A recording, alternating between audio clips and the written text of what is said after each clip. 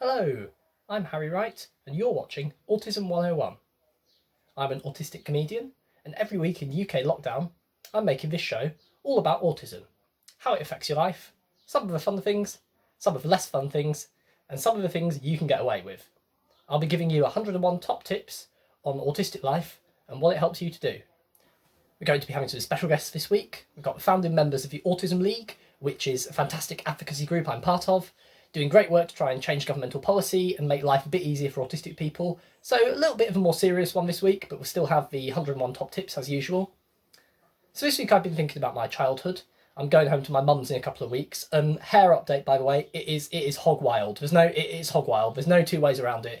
I've had to brush it back like this, like a sort of apprentice funeral usher, aka Lib Dem parish councillor, and he's got a little rat tail at the back because I'm dyspraxic and I'm not going to cut it anymore, which is the most sort of male excuse ever. I'm using my disability fully as a card there to avoid having to cut my hair, and my mum could do it for me, and she's going to have to be alright with that.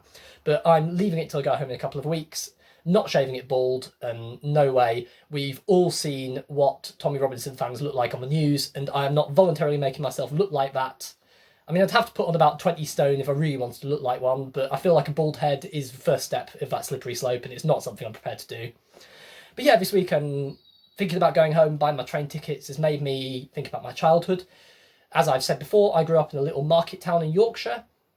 It was a very interesting, funny place, and my school was particularly interesting. Now, it was a good school, but there weren't very many high achievers.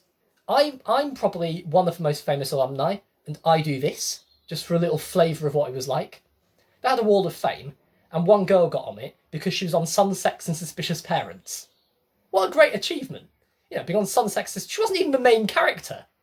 But that said, I understand the school's point of view, because Stripper 1 is not bad for your first TV role. Pretty key part when you're on Sun, Sex. I couldn't be on it myself, though. I'm a bit old now. But I'd like to have been on the Wall of Fame as a comedian. You know, I'd like to do something with this and get on. And then I'd like to use that to get on Sun, Sex now, because I was a very sort of studious, bookish teenager, and also gays can't go on Sun, Sex, not made for us. So I'd like to be the first person to go on it and lie about their age downwards to get on the show. And then also the first person ever to be blacklisted from ITV for lying about their age downwards to get on the show. And don't worry, that sounds a bit suspicious. I wouldn't be, going to Thailand and like kissing boys or sort of going up against sex workers. And I think I'd mostly just go there for the scenery these days. Like, I'm 30 in a couple of years. I would happily go on Sun, Sex, Suspicious Parents, but I wouldn't be sort of downing shots in Magaluf. I'd just be, going on beautiful coastal walks in Ibiza. And my mum would be watching it from home. My mum, who was a punk when she was my age, and was going out to punk gigs and getting her head trod on and had a full mohawk and was getting muddy and all these other things. She'd be watching it and just going, I'm so disappointed in him because he's incredibly boring. Like, as an autistic man, that pleases me greatly. I don't want to disappoint my mum, but I'd rather disappoint her by being boring than disappointing her in the myriad ways reality TV can offer. But yeah, something that's been pointed out as well, a piece of listener feedback I've had. John T from Wigan, who's definitely real, says, Harry, why is your voice so neurotypical? Thanks, John T. What he means there is I often present this in a very confident, quite outgoing way, and I talk quite fast. I think the impression, the stereotype of somebody autistic and how they talk is that they talk very slowly and exactly and measure every syllable. And that's something I do when I'm angry or frustrated, and also in my evening job as a train announcer. And that's why the 1554 to Bideford is never coming back again. But yeah, my voice does get more exact and more precise, and I use longer words when I'm frustrated or when I'm very excited. It's something that sensory overstimulation can set off, and it's something a lot of autistic people have. You may, if you have autistic friends or family members, you may have noticed that our voices change quite radically, but when I do it, I just sound a bit like Stephen Fry, having a meltdown, and I really don't think that's something anyone wants to hear. So yeah, maybe my voice is too upbeat, but I don't know. I'd rather sound like me than have to put in the extra effort to be low energy. Like Marilyn Manson said, it costs a lot to look this cheap. I've been informed that was Dolly Parton. I need to revoke my gay card now, but we've been in lockdown for 3 months. Like, I don't know what's what at this point. Hello? Yes. Oh, it's so frustrating. Yes. Yes. I can't hear you properly. Yeah, I can't hear you properly.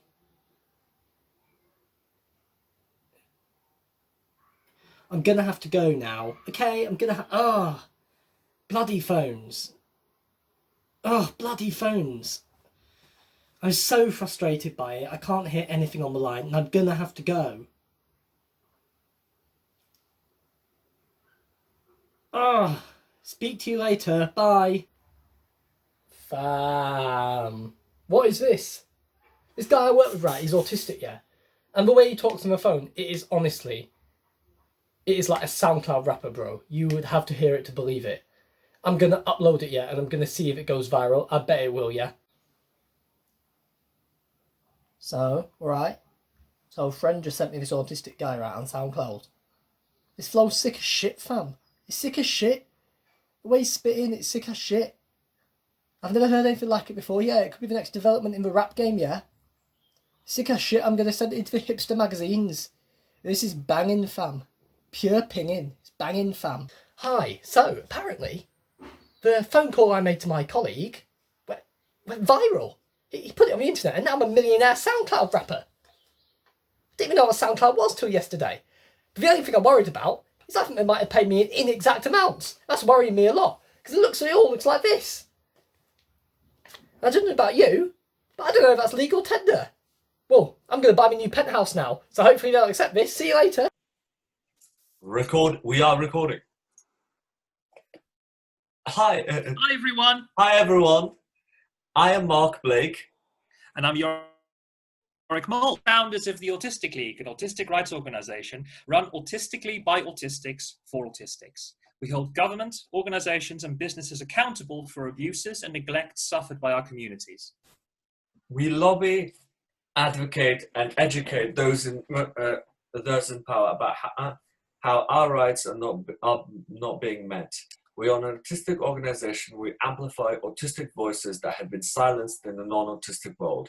We want to change the life chances for the autistic community in this country. Our aim is to create 2 areas of best practice in Brighton and Oxford. That is because we want to show that autistic rights can be met, and if national politics and legislation aren't meeting our legal needs.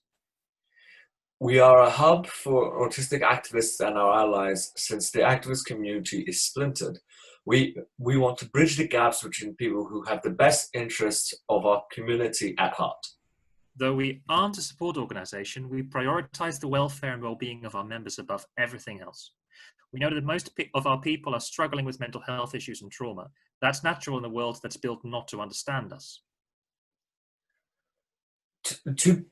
To be clear, we don't want special treatment for autistic people over and above everyone else. We're not saying that we're somehow better than other marginalized groups. We're not. Neurodiversity is an identity that intersects with race, gender, sexuality, gender identity, and class. 40% of all transgender people, for instance, are autistic. You can't fight for trans rights without autistic rights. Some autistics, especially the ones who look like me, got lucky.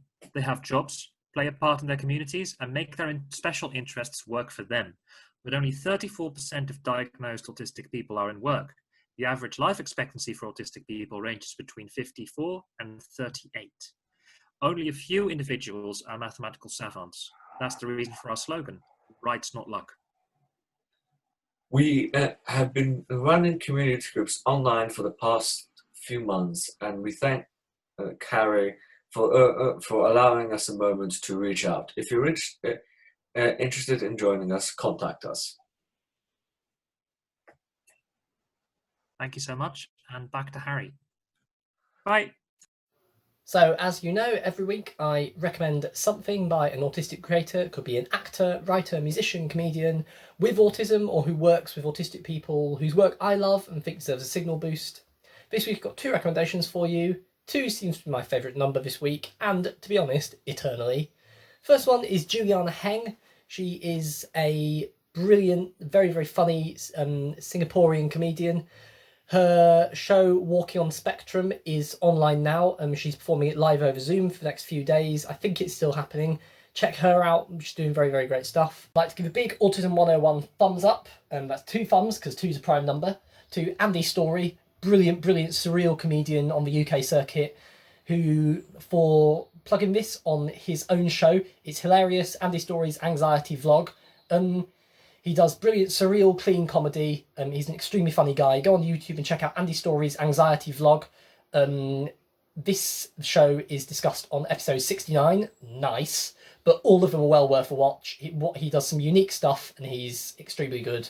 He's not autistic that I know of, but there's some very autistic ways of looking at the world. So I think, as much as I don't agree with diagnosing people, Andy, you are getting the Autism 101 stamp of honour, and you're an honorary autistic man from now on. Don't tell your girlfriend. So, as anyone who's watched this before knows, every week I recommend something by an autistic creator, and maybe an artist, writer, musician, comedian with autism, or who works closely with autistic people and explores autistic issues in their work, whose work deserves a signal boost in my eyes. And I've got 2 things to suggest to you this week. Firstly, Juliana Heng. Juliana's a very, very, very funny, brilliant new comedian. She's based in Singapore, but I think gigs all over the world. She's done some very funny gigs in the UK that I was at. Her new show, Walking on the Spectrum, she's performing over Zoom over the next few days. I'd have to check the time on that. I think it's 9 or 10 p.m. UK time. But look up Juliana Heng and you'll find all the information on Facebook and Instagram. She's doing brilliant stuff at the moment, and I think she's going to be a big star. Secondly, another comedian who is not autistic, but often explores her life as a mother of an autistic child in a very witty, original way, Callie Beaton. You might have heard of Callie. She was recently on QI, and she's starting to make big waves now, so definitely check her work out. Finally, a bit of a more serious cause that I'd like you to give your time to if possible. Osime Brown is a British autistic man who runs a risk of being deported to Jamaica. It's an incredibly racist deportation, and another, bad, stupid thing that the government are doing.